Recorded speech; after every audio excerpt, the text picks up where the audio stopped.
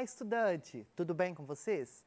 Eu sou o professor Vinícius, professor de Ciências e Biologia da Rede Estadual de Ensino. Estou hoje junto com a nossa amiga intérprete de Libras, Mariana. Olá, Mariana!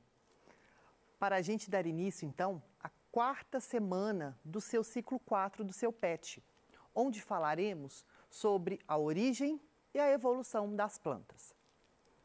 Na aula de hoje, nós vamos conhecer a diversidade do reino plant e compreender a origem evolutiva das plantas terrestres e conhecer as características comuns aos representantes do reino plant. Bom, para a gente então iniciar a nossa aula, nós vamos começar falando um pouco desse histórico, dessa origem das plantas. Particularmente, eu sou muito fã das plantas. Acho elas fantásticas, por serem seres tão complexos e ao mesmo tempo tão simples. Eles realizam processos fantásticos e possuem estratégias adaptativas que conseguiram então que elas praticamente dominassem o ambiente terrestre. E nós vamos ver então nessas nossas próximas aulas sobre o reino plant. Bom, todas as plantas terrestres, elas vão descender de um único ancestral comum, que vai ser uma alga ancestral. Há alguns anos, a classificação das algas, elas eram incluídas no reino plant. Só que quando a gente vai, a partir do momento que a gente tem vários estudos, mais estudos sobre determinados assuntos, origens filogenéticas e comparação, nós conseguimos então isolar esses grupos e as algas, tanto unicelulares quanto pluricelulares, vocês viram aí na terceira semana do seu PET, elas são pertencentes então ao reino protista, por mais que elas compartilhem algumas características com as plantas terrestres. Então, nós sabemos que as plantas terrestres, que nós conhecemos hoje, elas vieram então de um ancestral comum que era uma alga. Essa alga era uma alga verde pluricelular. Nós sabemos então que as plantas e as algas, elas vão possuir algumas características comuns, como por exemplo, presença de clorofila A e clorofila B, que vão ser então essas substâncias responsáveis em captar essa radiação luminosa e com isso a planta consegue, essa célula vai conseguir realizar a fotossíntese. Elas vão possuir também carotenoides, principalmente o beta-caroteno. Elas vão possuir o amido como reserva energética, a parede celular de celulose e vai possuir também semelhança entre o DNA das plantas e das algas verdes pluricelulares com o DNA dos cloroplastos, dos seus cloroplastos. Nós sabemos que as únicas duas organelas que vão possuir DNA próprio são mitocôndria e o cloroplasto. Nessa foto aqui, eu trouxe para vocês um exemplo de uma alga verde. Essa alga, ela é considerada a parente mais próxima das plantas terrestres que nós temos hoje. Nós vamos falar dela aqui agora. Atualmente, então, nós sabemos que um grupo de algas verdes aquáticas, que é aquela que eu mostrei a foto para vocês no slide anterior, chamadas de carales, são os parentes mais próximos das plantas. Então, essas algas, elas vão ser, digamos que, ter o maior parentesco com as nossas plantas atuais. Só que em um determinado momento aí da história evolutiva, esse ancestral comum, então, ele se ramificou, ele sofreu um processo de especiação devido a adaptações e tudo mais, que eles necessitavam para poder sobreviver a determinados ambientes, porque nós sabemos que a vida ela se iniciou na água, depois, então, para essas plantas, esses vegetais, vamos falar, esses seres, melhor dizendo, para que esses seres, então, dominassem o ambiente terrestre, eles necessitavam, então, de algumas adaptações. Com isso, chegou a uma etapa, né, dessa história evolutiva, onde esse ancestral comum, essa alga ancestral, ela, então, deu origem a esses dois grupos. Ao grupo que vai dar origem ao reino das plantas e a esse grupo, então, dessas algas, das carales. Então, nós sabemos que a maioria das características que vão distinguir as plantas terrestres das algas verdes são as adaptações evolutivas para a vida na Terra, que vai ser alternância de gerações, onde nós vamos ver mais para frente nas nossas próximas aulas, quando estudarmos claramente cada grupo de plantas, a gente vai perceber então essa alternância de gerações bem presente, bem marcante, onde nós vamos ter uma fase de vida haploide, uma fase de vida diploide, ou uma fase de vida gametofítica e uma fase de vida esporofítica. Nós vamos ter, então, os embriões, eles vão ser dependentes e multicelulares. Então, o embrião desses seres, eles serão dependentes, então, da mãe, o que a gente chama de matrotrofia. Repetem comigo. Matrotrofia. Vai ser, então, esses embriões dependentes da mãe, tá? Da planta mãe. E vão ser também esses embriões multicelulares. Isso, então, vai o quê? É uma outra característica que permitiu com que essas plantas conquistassem o ambiente terrestre. Os seus esporos, eles vão ser revestidos, tá? E vão ser produzidos em estruturas que nós denominamos esporângios. Nós vamos ver nas outras aulas essa estrutura desse esporângio como é. Mas então hoje, só para a gente ficar sabendo, é que esses esporos então das plantas, eles vão ficar presentes em estrutura, eles vão ser produzidos em estruturas denominadas esporângios. Os seus gametângios, que vão ser estruturas que vão produzir gametas, tá? Eles vão ser multicelulares e ela vai possuir também meristemas apicais.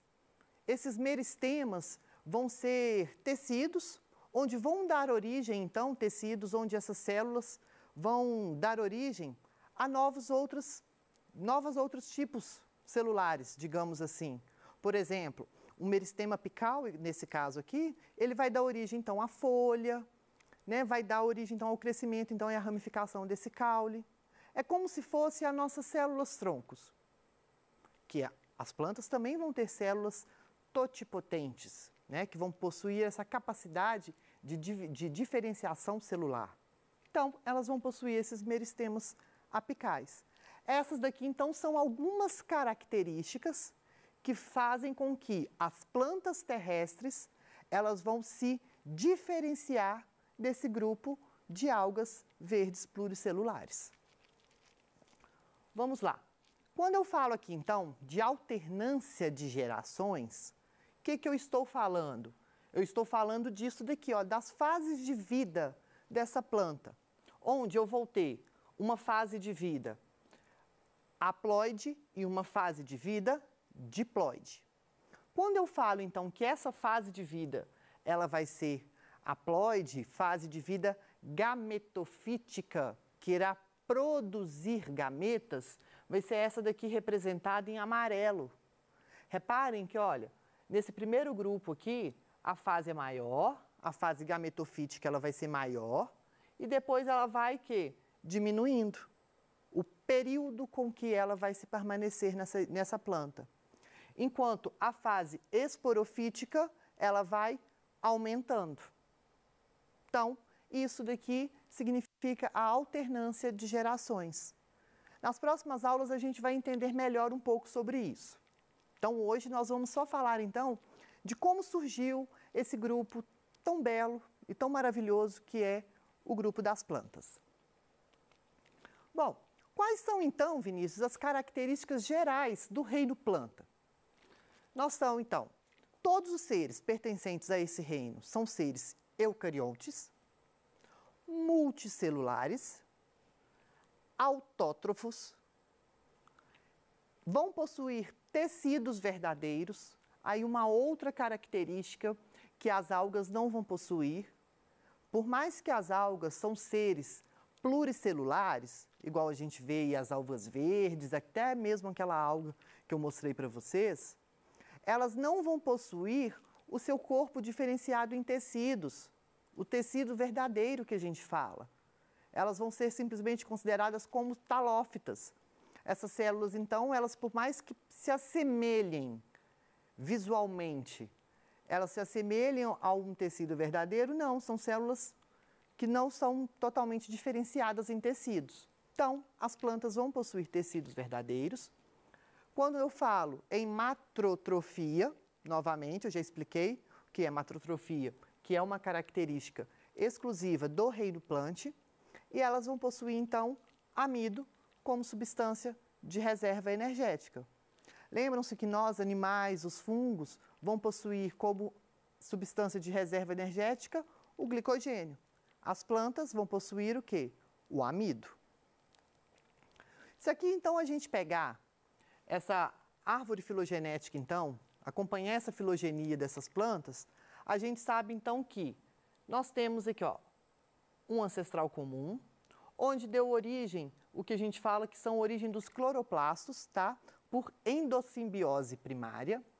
Essa endossimbiose, vocês já viram lá no primeiro ano, quando a gente fala na teoria da endossimbiose sequencial, onde uma bactéria autótrofa, ela foi englobada por uma célula heterótrofa e eucarionte, e por isso, então, deu origem a um cloroplasto.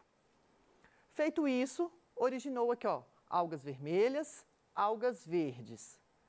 A partir desse ponto, então, surgiu o quê? O embrião retido no gametângio, ou seja, ao embrião multicelular totalmente dependente do corpo da planta-mãe.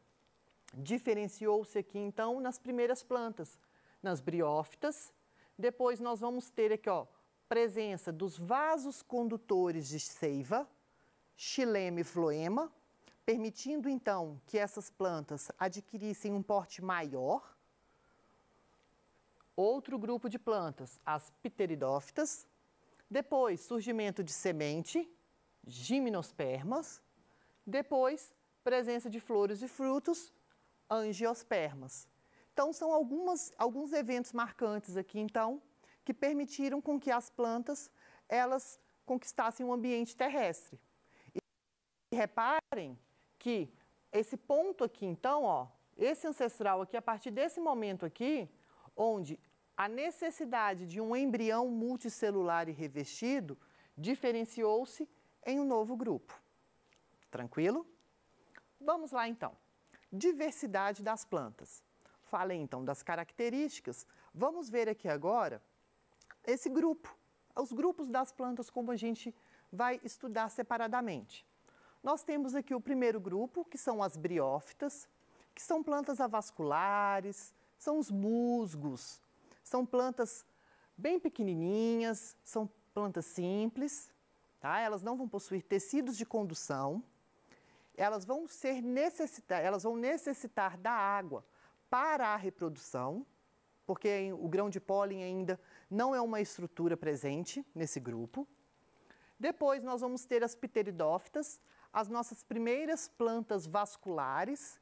Então, a partir desse grupo, ocorre o surgimento da presença de vasos condutores de seiva, permitindo, então, com que essas plantas adquiram um maior porte. Samambaia, que provavelmente você deve conhecer ou deve ter na sua casa.